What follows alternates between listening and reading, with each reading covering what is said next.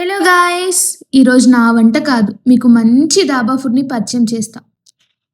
ఒక ప్లేట్ వేడి వేడి బటర్ రోటీ, పక్కన కమ్మని కర్రీ, ముందు ఓపెన్ ఏరియా సీటింగ్. ఇదే అసలైన డాబా ఫీల్ కదా! ఈరోజు ఈ ప్లేస్ నిజంగా వర్తా? మన రివ్యూ స్టార్ట్ చేసేద్దాం.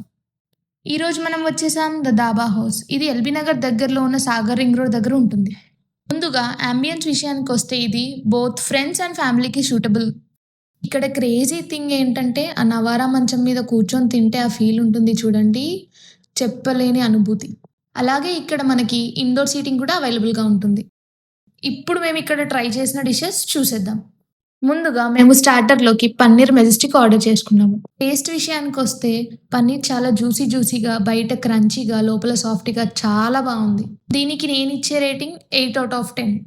నెక్స్ట్ వచ్చేసి మేము butter non and kaju paneer order చేసుకున్నాం. బటర్ నాన్ చాలా సాఫ్ట్‌గా, క్రిస్పీగా అండ్ ప్లఫీగా ఉంది. బోలెడన్ని కాజుతో, జ్యూసీ పన్నీర్‌తో, క్రీమీ టెక్స్చర్‌తో టేస్టీగా ఉంది కాజు పన్నీర్. దీనికి నేను 9/10 రేటింగ్ ఇస్తున్నాను.